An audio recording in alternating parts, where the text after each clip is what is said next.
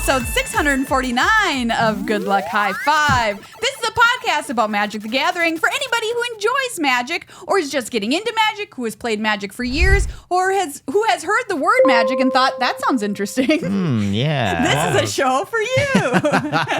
All of the above. I'm one of your hosts, Maria. I'm another one of your hosts, Tyler. Yes, with a lot of R's on the end. Yeah, I didn't know how. When I started that, I didn't know when I was going to stop. I was like, wow, Yeah. there's, when you just say something and it feels good coming out of your mouth, then sometimes you just don't want to stop. But then your brain eventually says, this isn't going to be good if you don't stop, But now we've talked about it, so it's even better. It's like I kept making that R sound for a lot longer. It sounded a lot like a strip club DJ. This is Tyler, up to the stage. Tyler, run up live. Tyler is the worst stripper name I've ever heard. Well, yeah, it's not great. I mean, I guess there's something, you could, I don't know what the euphemism, I don't know what laying tiles means, but, it feels like it could be a euphemism. You know what I mean? Can we keep this in the episode? Probably Only not, Maria will tell. but it's okay. Yeah. I love that. I'm going to think about that a little bit more. What could please do. Yeah, what does that mean? Laying tiles. Okay. Yeah. Sure. We're joined this week as well by special guest Nels. Hi, I'm Nels. Welcome, Nels. Megan is not here this week because she is in Japan covering the Spotlight Series event over there, the Final Fantasy Spotlight Series. Very cool. Which is very fun, and also taking a fun Japanese vacation. Very cool as well. So she's left us for this week, but she'll be back next week. But we have so many exciting things to talk about on the show today. A lot has happened in Magic. Almost too much. I would agree. Which I feel like has been the case for the last couple of years. You feel, and I guess as long as we keep saying almost before it, it's still okay. That's what I'm going to tell myself. It's a great point. It is almost too much. We've got Edge of Eternities, which happened, we learned a lot about it at the preview panel at MagicCon Vegas. So we're going to dive into the world of Magic, of Edge of Eternities. What is it? What are some of the mechanics? What's going on with the treatments? Well, the wild new cards. There's a Planeswalker who costs 3 mana. Are we worried? All of that we're going to get into. Yeah, always a little worried, yeah.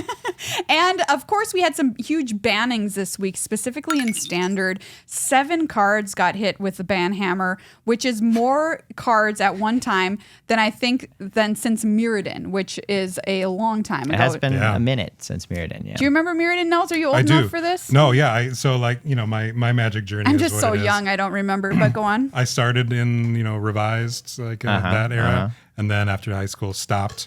And then before I got into Commander, maybe a couple of years ago, there was one tiny little pit stop in the middle of all this where I did get back into it, and it was like Rise of Eldrazi, Scars of Mirrodin, nice. that. So I did have a little pit stop in that area. Yeah, nice. Nels is on our show Commander Arcade with us a lot.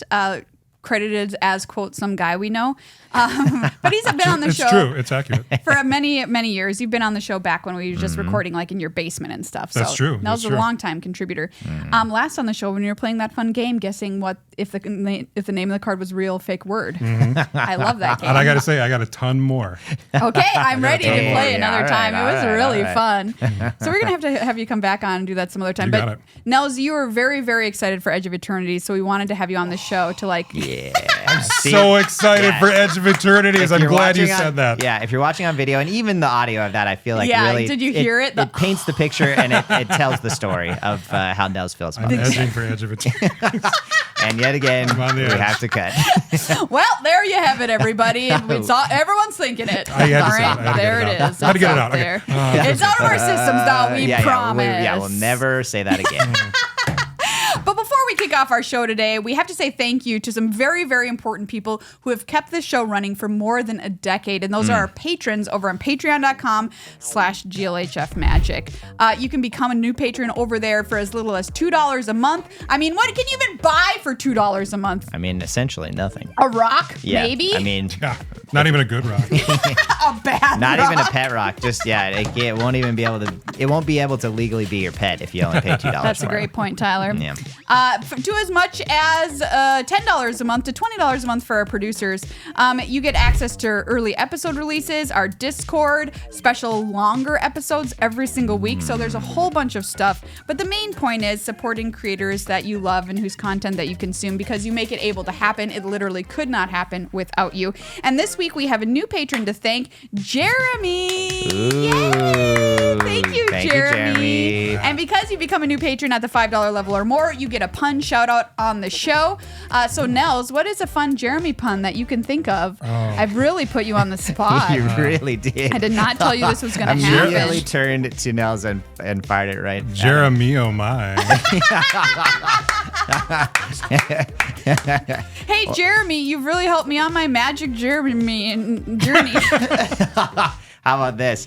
Okay. Jeremiah, here we go again. Thanking you for this really lovely contribution you've made to us. Let's go. 3 puns for the price of 1 patronage. Pretty good. Thank you. Everybody, check it out at patreon.com/GLHF Magic. We're going to kick off the episode this week by talking about the banned and restricted announcement, which was released on June 30th this week, which banned 7 cards from the standard format. There is a suspension in Alchemy. There's a ban in Best of One and Pioneer on Arena. There's an unbanning in Historic, but all of that stuff is very takes us backseat to what happened in Standard, because we just had the Pro Tour. The top 8 featured only 2 decks, which is oopsie daisy. Some would call an oopsie daisy. And I would also say, 2 decks that share some. The bones of the decks are somewhat similar as well. Like you could say it's more like one and a half decks. One and a half decks for sure, Tyler. Great point. Which is an issue, and so we had this banning on the calendar for a long time. We knew it was coming, but we didn't know exactly what was going to happen. And it turns out that what Wizards has decided to do was take the baby, take the bathwater, and throw the whole thing out the window. We have made some huge changes. I feel like they kind of almost like inverted. The whole house got like inverted outside. You know what I mean? Like it was like the house itself. Like it's hard to say where the window is even anymore, that's because a great point. The window is now facing in the opposite direction because the whole house got sucked through the window and reconstituted outside of the house. It's a Wizard of Oz Twister situation. A Wizards of the Coast of Oz. Wow. This show is on fire this week. So I'm just going to read what was banned in case you do not know. Corey Steelcutter got banned. Abuelo's Awakening is banned. Monstrous Rage is banned. Heartfire Hero is banned. Up the Beanstalk is banned. Hopeless Nightmare is banned. This Town Ain't Big Enough is banned. Woo! Wowzers. Not only did they hit cards that were in those 2 decks that dominated the Pro Tour, but they also kind of hedged their bets and banned stuff that they thought might become too strong after these bans. So walk us through this, Tyler. What is this going on? What's going on? Wow. I mean, as you said, it is a truly remarkable number of cards. I think as the article kind of lays out, the Corey Steelcutter, I think, was the card they were most wanting to target. And yeah, I think most people were saying this card is a problem. It's rare that they ban a card so quickly from a set that, it's essentially 1 set ago that this came out. And that's a rarity. They often will, if they can, they will target a different card that's more an older card than if it's possible to target. Right, because it just came out. The bird card. What was the bird card? Yes, it wasn't as fast as that one, right? You're talking about Nadu. Nadu, yes. Yeah, that one was probably the quickest. Yes, very true. But still very fast, quick. Yes, but no, you're absolutely right. That's another example. Oko is another example. These cards that just are clearly the design team, which has been doing truly excellent work over the last number of years, especially I will say in limited. Final Fantasy, a great example of a limited set that is. Yeah, that set, Final Fantasy, I think a lot of people were concerned that this thing had just kind of been, it's all that it was made just to get these Final Fantasy cards out into the world. But the level of design, detail, and devotion that you can see in that set is case in point that the design team does care and is doing good work. But every once in a while, you make a card and you say... You make a Corey Steelcutter. Yeah, you make a Corey Steelcutter. and then it is a whoopsie. That card was the highlight, and that card was so heavily featured in this last competitive event that there was really no way around them banning it, I don't think. It just... The level of... the speed it gives you, the damage it gives you, and the difficulty of interacting with the card profitably, like you're almost always going to 2-for-1 yourself trying to remove that. And even if you do have artifact removal, it often is going to leave the token behind. And if you remove the token, it's just going to make another token. Like it's just one of those cards where it looks kind of innocuous when it's just a 2-mana artifact, like just a 2-mana equipment. How bad could it be? But once you see it in play, you're like, yeah, this thing is warping the entire metagame around itself. So it was good that they took care of that. And as you said, they wanted to not, they're trying to ban less often now. And due to that, I think they really said, hey, we're gonna make sure that we haven't, we're just gonna get this whole house out of here. We're not gonna leave anything inside. We're gonna take it all out. And A Boyle's Awakening. Many people, if you've played on Arena, recently, the level of pain that sometimes happens when you are playing in a game and you have to wait for them to combo off with this Omniscience deck, it can take a long time. And I feel like that no one wanted that deck to become like the dominant player in the metagame. And so nobody likes a game where you're waiting for most of it. Yeah, it's kind of a solitaire-esque experience if you're on the other side. And you don't always know if there have been multiple times, I'm sure, where people have conceded to that just seeing that it was happening, and the person might not even have had the ability to win the game. Like it might have just been that they were like, I don't want to deal with this. And so I think that was another good ban just because, no one wants to, that's just a really unfun play pattern. And it was the second most dominant archetype after the sort of generally red-based prowess-esque decks that had been running amok. That's what I was going to ask. As somebody who's sort of adjacent to the standard game. Adjacent, if you will. Standard adjacent, yeah. I'm more the commander, but I follow this a little bit.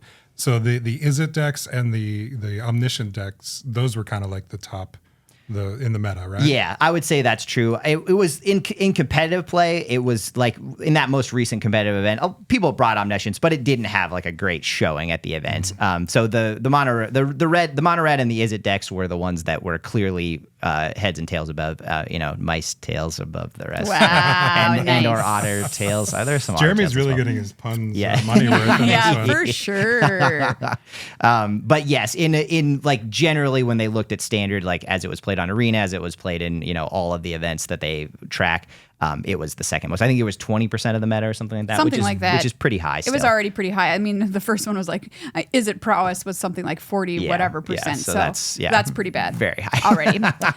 And two, with the ban of Corey Steelcutter, Monstrous Rage also getting hit. Yes. Here, as well as Heartfire Hero getting hit. All three of these cards are of the same ilk. Yeah. Either in Is It Prowess or Mono Red Prowess. And Heartfire Hero, I think, is the one that got clipped on the way out the door, quite honestly. They're like, why not you two? Get out of here, you mouse. Yeah, I think it was probably, that was the one that was definitely, just them being very certain that they said this in the article, and it makes sense to me. They want aggressive decks to be a thing, but they're less interested in it being these just large combo-esque turns where you just get burned out from a very large life total in one. I think they're more interested in the aggressive decks having the play pattern, which is more common to that style of deck, where it's like they are consistently curving out, playing creatures, playing to the board, and like getting you down to a certain life total. And then maybe they have burn spells or they have a little reach, but it's not burning you out from 16. Yeah, exactly. Like I think that was the part that really felt like, I think that's where the Heartfire Hero, as you said, got clipped out the door. Yeah. Sorry, little mousey. Oopsies. It's interesting to see Up the Beanstalk on this list as well. This card is already banned in Modern. So it was kind of strange to have a card banned in Modern but not in Standard while it was still alive. Yeah. Bizarre, but finally, bye.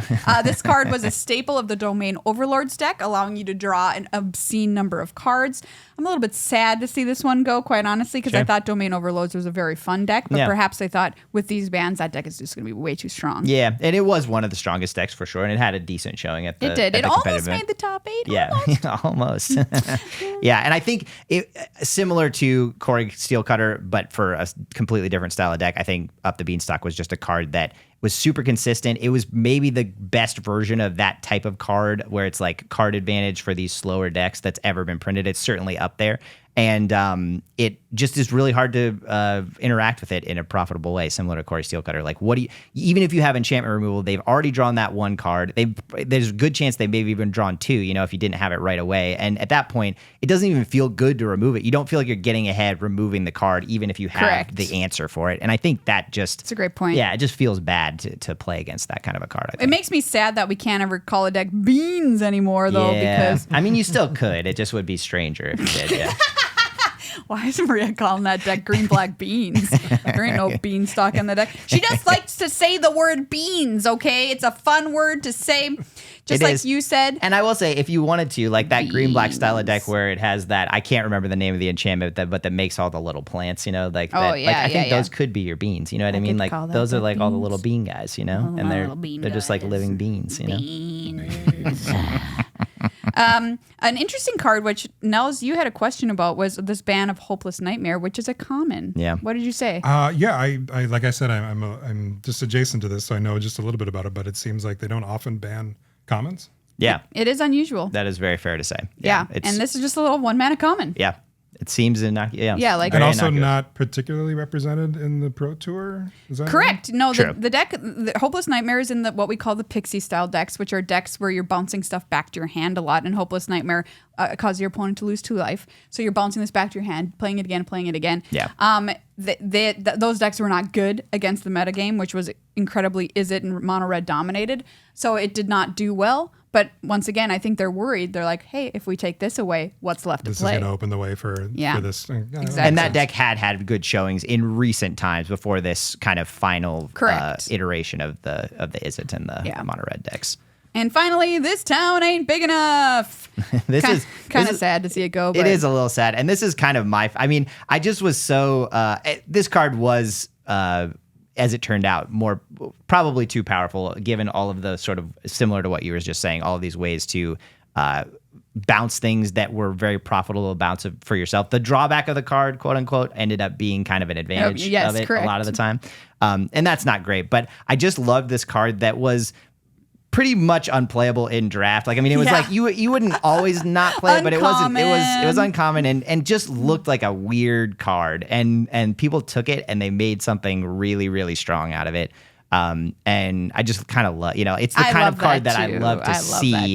It just was maybe a little bit too egregious of like the way it interacted with some of the other cards was just a little too strong. But I really like the story of that card and the way people thought completely outside of the box with it and found a way to make it a card that does not look like it is very powerful into something. I mean, it costs 5 mana. Yeah, exactly. But it also costs 2. And one lesson from it, I think, is whenever you see like a large mana reduction on a card, you just put your feelers, like your antenna should go up. Yeah. That there's probably mana reduction is just the most busted thing in the game, like it almost always. And when you see that happening, it's not always going to be something that is really powerful, but there's a decent chance that it will turn out to be that way. Because there's a reason why you have to only play 1 land every turn. Because if you got to play more than 1 land every turn, things would really get dicey really quick. And that's kind of what this card lets you do. It lets you play like a bunch of lands in 1 turn without having to play them. I love the name of it. I got to give a shout out. I was going to say, it's such a flavor win. It is. Yeah. It is such a flavor win. This town ain't big enough. Yeah. For the both of us. And they both have to leave. I know. It's so good. It's so good. It's, agreed. Yeah, 100%. Okay, overall, I'm a fan of this kind of style of banning. Like, let's just go nuts and clear the way. Yes. We have a rotation happening in Standard with the release of Edge of Eternities coming up in like a month. They wanted to kind of clear the way and be like, hey, let's make some space for some new stuff to happen with Edge of Eternities. It's like they cast this town ain't big enough on some cards. I like that. Nels. I like that a lot. So true, my friend. I think it was probably easier for them in a way because there were so many uncommons and commons in this banning that I think it's a little less of a feel bad for the players too, because there's obviously it's going to invalidate some strategies, and there has been money spent on those. But I think it really feels bad when like a mythic from a recent set gets banned, and then people have spent like hundreds of dollars acquiring this card. So I think that was another helpful part about this, is that a lot of the things that were kind of the red flags in the format were not even high rarity cards. So I think it's a better look for Wizards too when you don't ban a big bomb that you just created. Yeah, totally. Like maybe the hallmark card of your set, Oko. Oko, ooh, wowzers! That truly was something. That card when they printed that, I mean, Eldraine, the original set, period, was just extremely pushed. I mean, there's so many things in that set where you look back and you're like, wow, that was really, they cranked the knob up to whatever on that, like 37. It was like out of 37 out of what, Tyler? Out of 10. Oh, 37 out of 10 is pretty good. Yeah, it's pretty good. But that's one I'll never forget. Oko for sure. Yeah. Me either. We had a one magical night together, and that was it. I had a similar thing with Nadu. I ordered Nadu, and it arrived. Wait, you had one magical night with Nadu? Oh yeah. Tell me more. Well, I mean, I ordered Nadu. And it arrived and then was banned the next day. Really? Oh no! I'm so sorry. I was like, this is gonna go. I didn't even finish my sentence. This would go great in my. Oh no! That's it. The end. Oopsie Bye. daisy. I'm just going to tell you what the other bans were or changes. In Alchemy, Corey Steelcutter is suspended pending a rebalance. So that's the Magic Arena format. So they might be able to make some actual changes to that card on Arena and let you play it again. Pioneer, best of one on Arena. Tybalt's Trickery is banned. I know Tybalt's Trickery has been the source of many problems since its printing. Yep. In Historic, Counterspell is unbanned, so congrats, you can counter things again. Boo. In Ban Counterspell Historic forever. if you're playing that on Arena. So those are the other changes, much less huge than the ones that we have here in Standard. But I think the reaction has been overall very positive to these changes. Agreed. I think people are hungry for a new format that feels healthy. This one didn't feel healthy. It felt extremely anemic. Yeah. Like all the other decks were completely sidelined by this aggressive metagame. And Too many red blood cells, you know what I mean? Oh, it's kind of ironic in that way. Yeah. We're not a medical podcast, but Disclaimer. Sometimes. But we dabble. We dabble from time to time. But I'm excited to see where things go from here, especially with the release of Edge of Eternities. Yes. And hopefully Standard will be a... Is that going to happen every time I say the name of the set? All right, noted. You have been warned.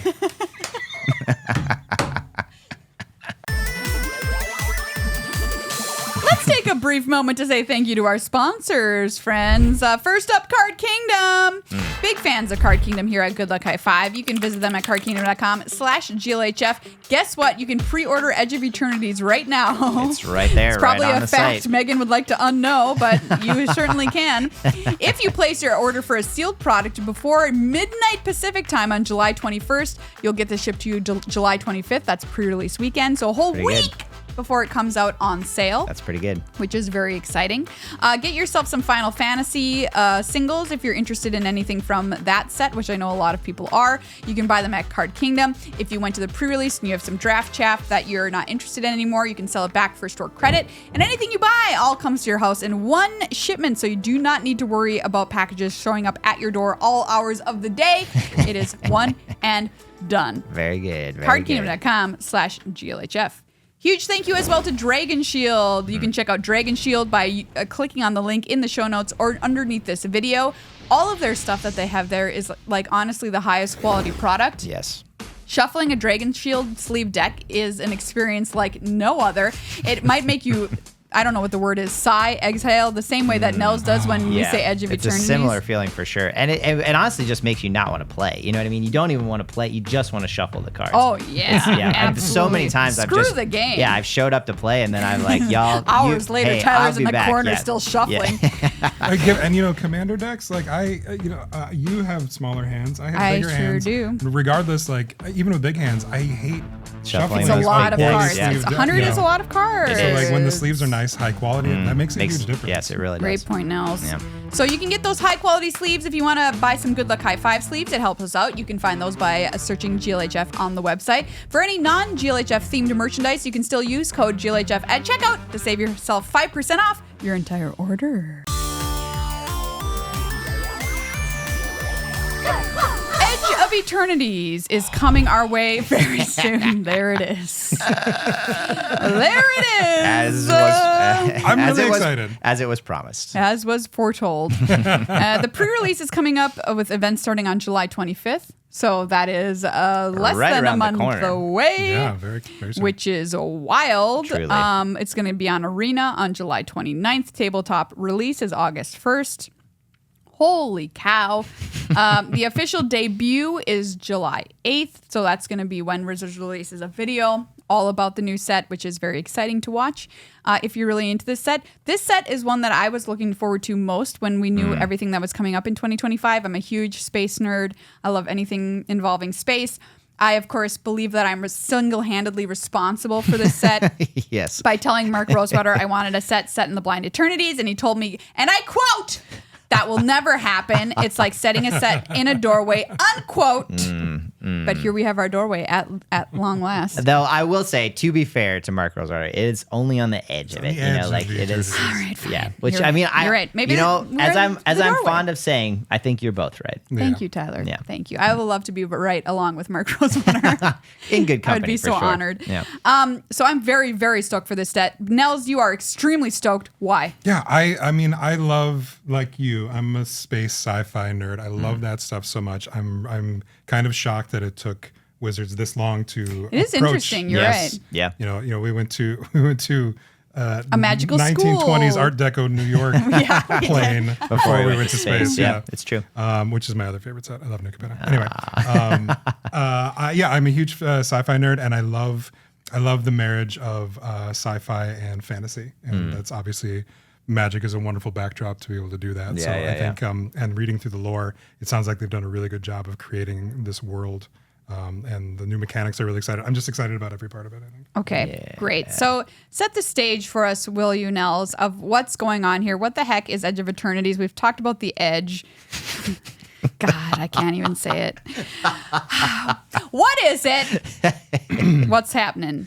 The Edge of Eternities. All right, well, it's in space, right? Yay! It's one of the planets in space, and it's very space opera-y feeling. There's, I really liked how they broke down the 5 colors, right? So there's the sort of the pinnacle, which is the Federation or your general civilization, right? The backdrop, and there is a system called the Sothera system, and in that Sothera system is this star that was sort of going through space, and it like sucked up some nebula or something and started to sort of shoot out, fire and damage the planets around it. Hashtag goals.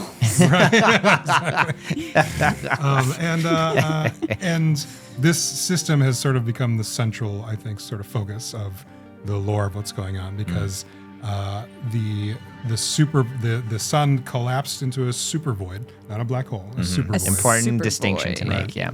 Which one faction thinks is the religious faction is like, this is what we want. We think everything should be a super void. We think that the end all of everything is this thing called what was it called?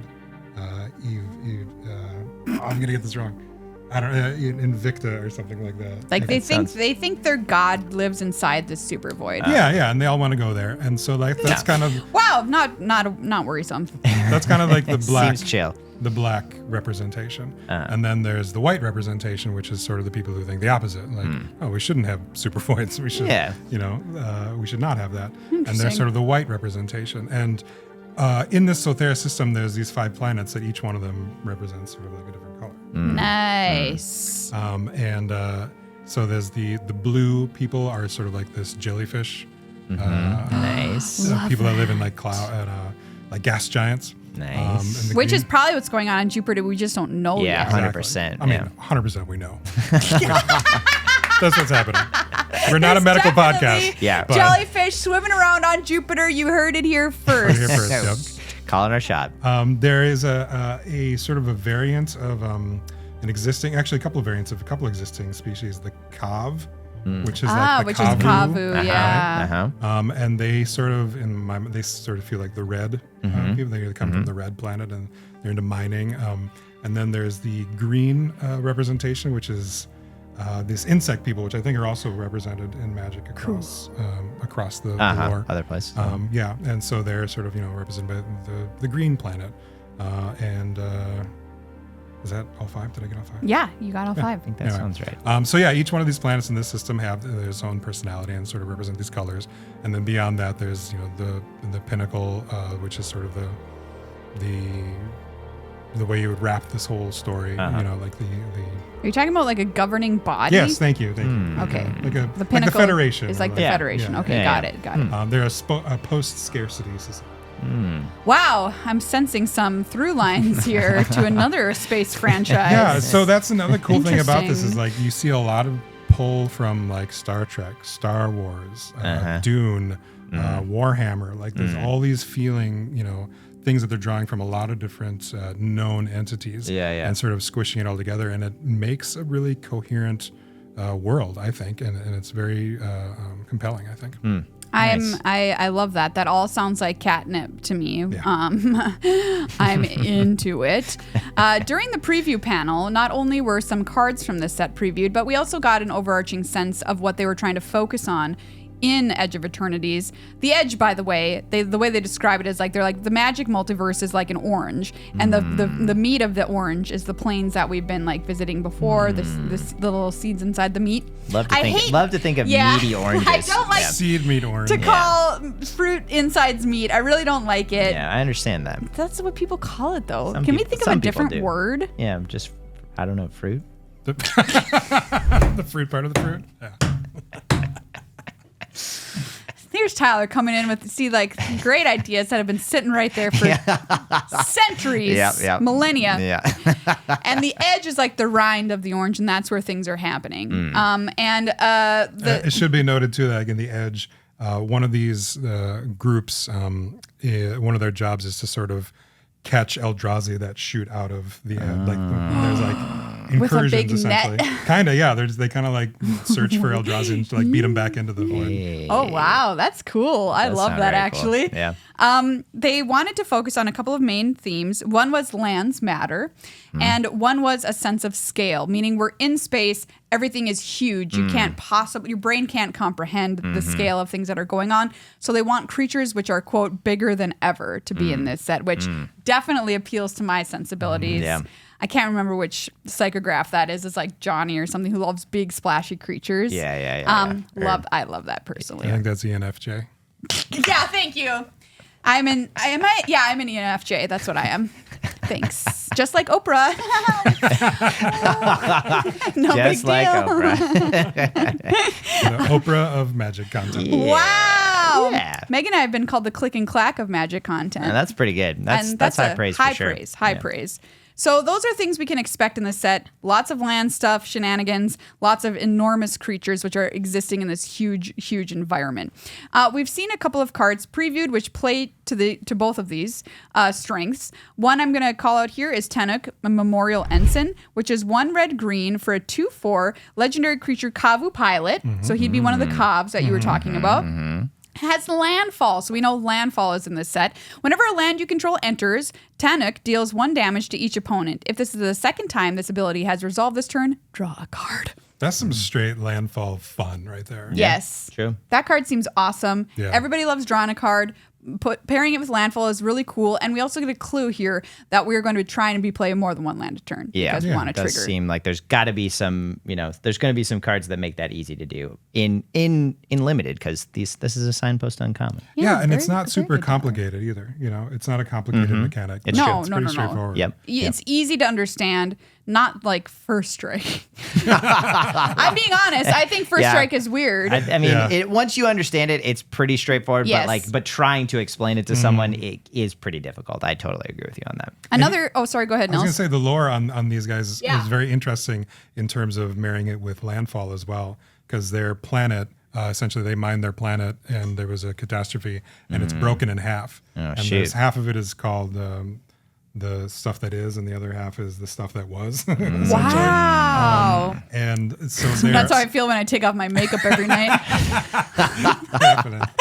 It does a good job of sort of eliciting the feeling of like it's like a fire. It's almost like a fire sale on their planet. They're trying to get everything together and they're trying to get out because their planet is falling apart. Oh, they mined it so hard. Yeah. Wow. And also there's something to do with the cataclysm that happened with the sun as well. I see. Okay. But it's lore wise, I think it's a great fit. Ooh, that's very cool. Even the background on this card, it does look like things are a little bit hectic on that planet. I don't know Doesn't why. look- I just kind I of don't look at wanna that and I'm like, sit there.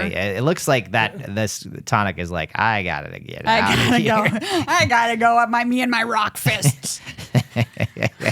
The other card that they previewed with like a land matters theme is Harmonious Grove Strider. It's a beast, but it's a friggin' dinosaur. Look at that thing. Yeah, kinda 3 green. a little robot-y as well too. Oh, but- is it? Well, Let me it's look. not really, but I'm just saying the look of it. Oh, It just has yeah. that like kind of Straight lines. angular, straight. Something's Yeah, going on there. I agree with you that I don't want to mislead people. I don't think this is a robot, but it is similar to Nels being standard adjacent. This is, I think, Robot Robot adjacent. adjacent.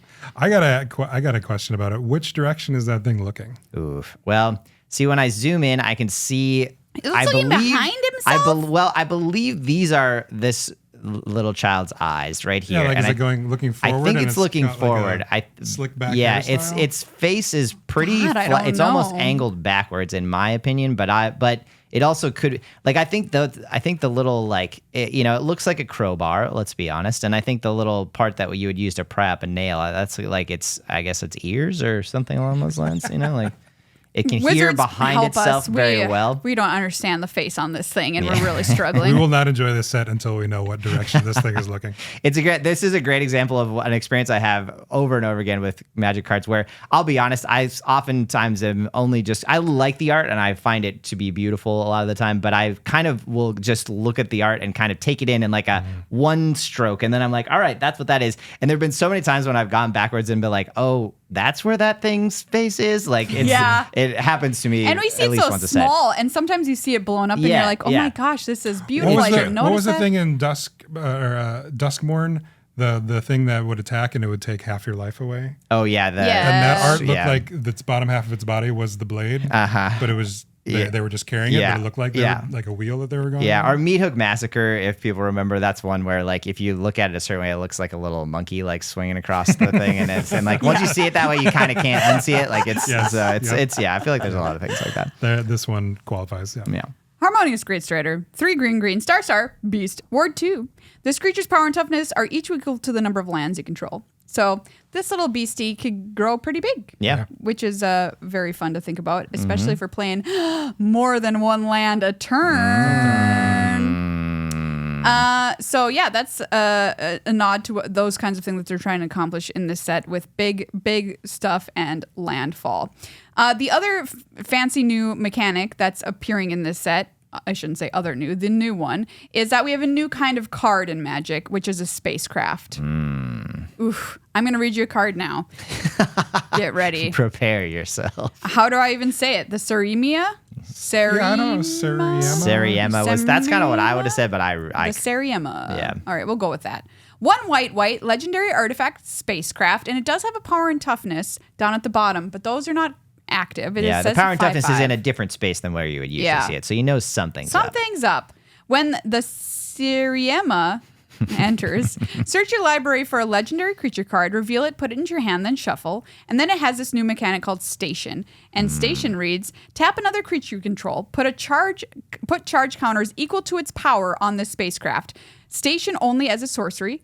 It's an artifact creature at 7+. So once you have 7 or more counters on this bad boy, it becomes a 5/5 flyer. Other tapped legendary creatures you control have indestructible. So the idea is you go to your deck, you get a legendary creature, that creature crews this, well, I shouldn't say crew. Stations. Stations this thing, and then it's now indestructible. It's because it's in the ship. So like, Yeah. and it flies. Pretty cool. Yeah.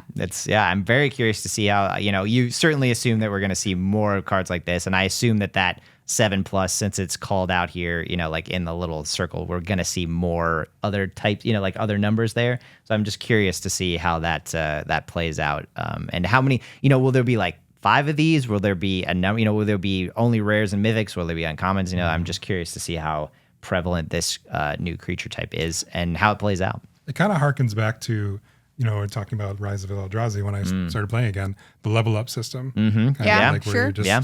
put counters on a card until it got better. Yeah, true. Yeah, true. Yeah, and it's instead of you're kind of spending, I would say it's in some ways more like you're spending tempo versus the mana, and money, I mean they're both a little bit tempo-y, but like the mana just feels different. Take a turn off to make this thing into something else. Because you figure or take parts of a few turns off. Like if if you're not interested in it being active right away. It opens the way for also like utility creatures being more important than straight attackers. Yes.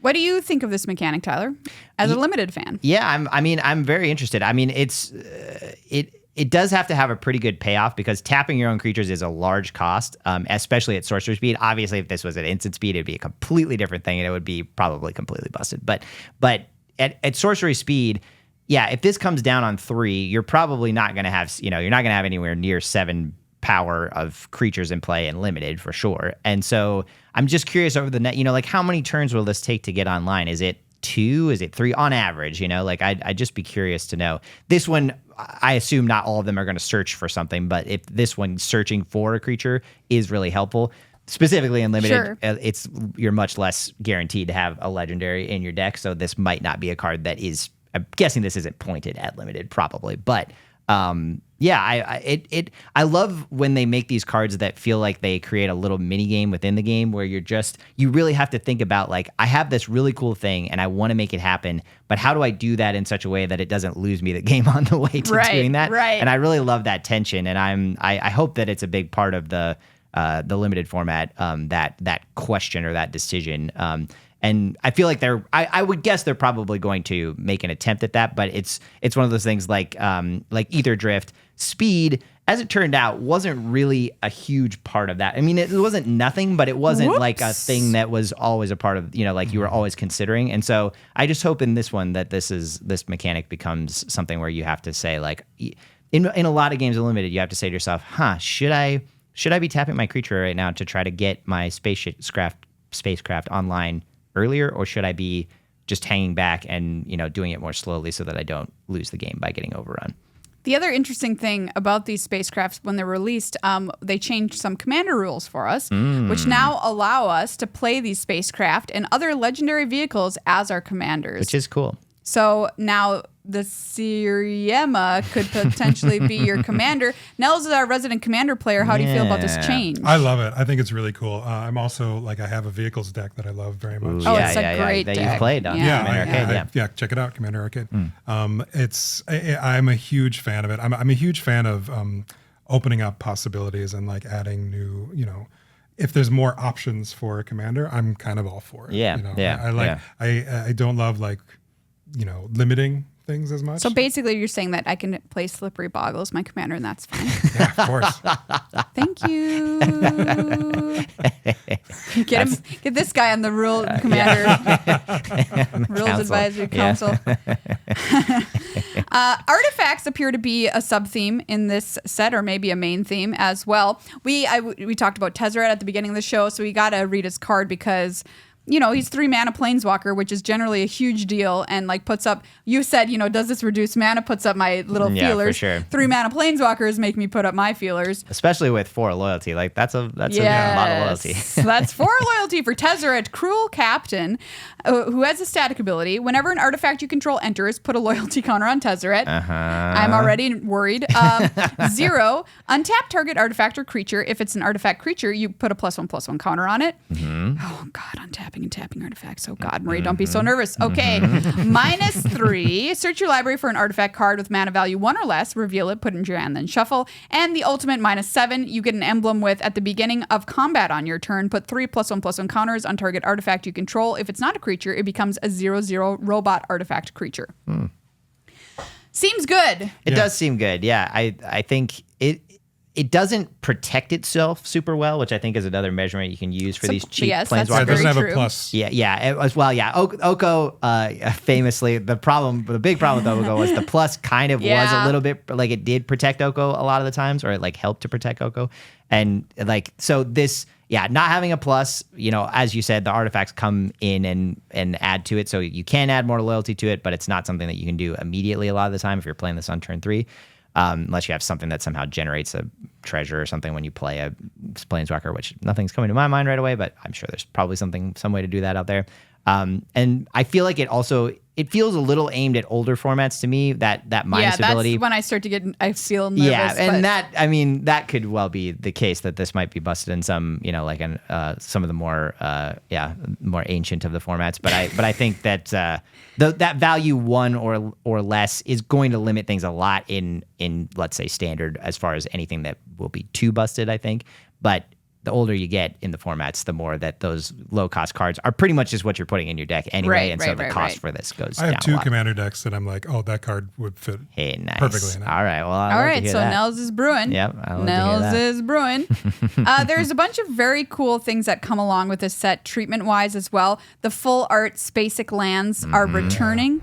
I did say Spacek? I did say Spacek, Nels. I like that. I didn't invent that. I can't claim it. But, oh, really? But it is a beautiful way to describe them. Yeah. You're not, and they're also a little different than last time. Like last time, I want to say there was like the little iPhone like notch at the top or whatever.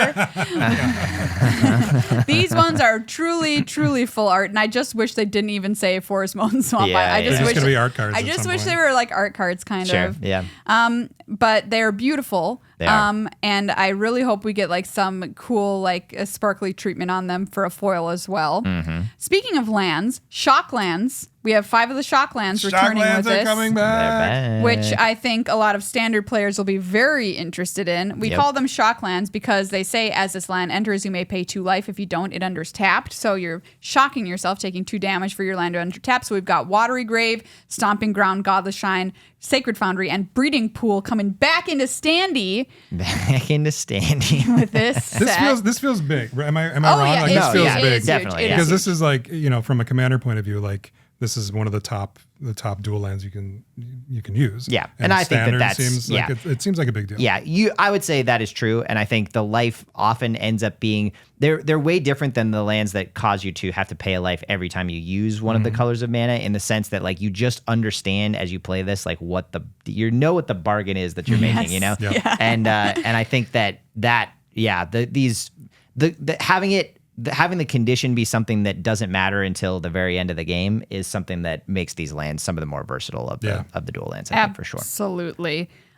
We are also having a bonus sheet, as we have had with a lot of sets recently. With this set, and we know one of the cards that's going to be on that, it's Mutavault, coming back in, not to standard, but onto a bonus sheet. And they're beautiful full art reprints. These are called Stellar Sights.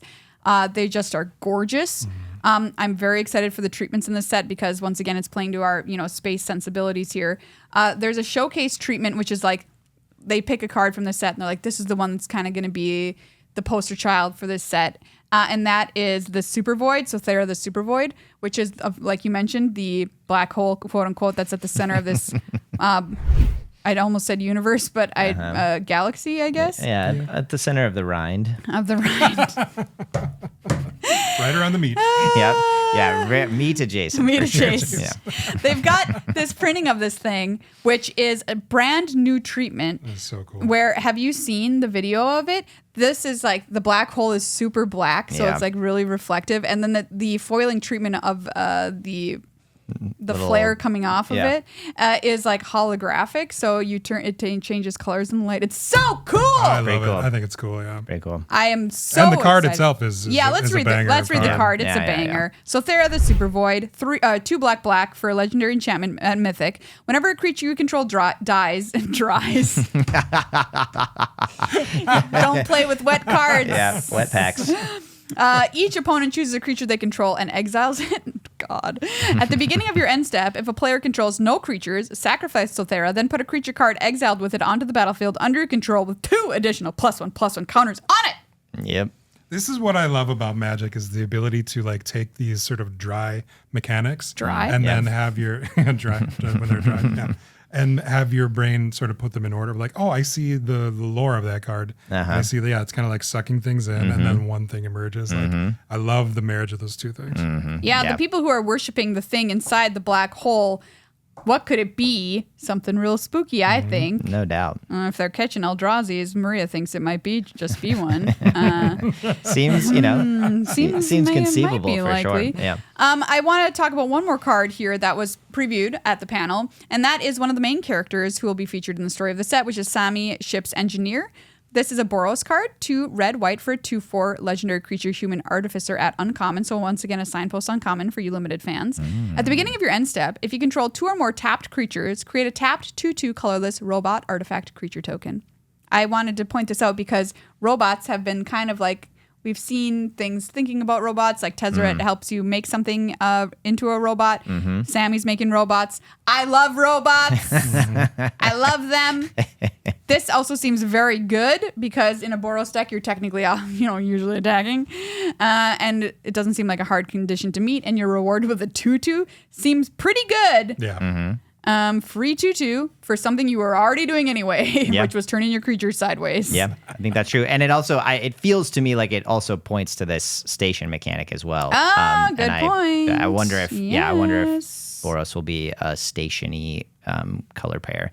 But yeah, you're right that like it does, them being tapped is that usually happens when they attack. Yeah, as well. So true.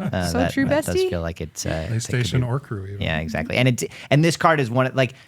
Cards like this, 4 mana 2/4 is not impressive. Like you're looking for more than that for sure for your mana. But it's one of those cards. This is a great way of measuring your limited cards in Modern Limited. Does it do something? Does it potentially do something when it comes into play, like right away? And this card really does. Of course, it could get removed before your end step, but you can count on. If you set your deck up correctly, there's probably a decent chance that you're going to be able to create that 2/2 the turn this comes into play. Right. And that just makes any card that costs 4 or more, you're really looking for it to do something like that in limited. Because if you're paying 4 mana for a card that just gets removed by especially if it's a slightly cheaper removal spell, you really are probably in a bad place after that happens. And so this is a card that, even though the creature is tapped, which is a real downside, it making something the turn it comes into play is a big deal. Yeah, cool. Agree.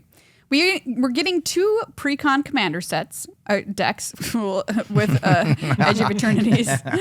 We're getting 2 new sets. What? Wow. 2 pre-con commander decks with this set. Counter Intelligence and World Shaper are the names of the decks, and we have the face commanders for them previewed as well. We have for Counter Intelligence Kilo, Apogee Mind. Is that a real word or a fake word? Yeah, I think it's Apogee, but Apogee. yeah. What does it mean? It's like the highest point of something, sort of, or the. Use it in a sentence. Maria doesn't know what apogee means. Okay, no, that does not count. That's what. Wait, how is it? Here's a sentence, but here we go. The White House is considered the apogee of American achievement. Wow! That's the super neutral and like not problematic at all dictionary definition that Google pooped out for me. That is unbelievable. The highest point in the development of something. So I'd be like, good luck high five is the apogee of Magic Podcast. Yeah, absolutely.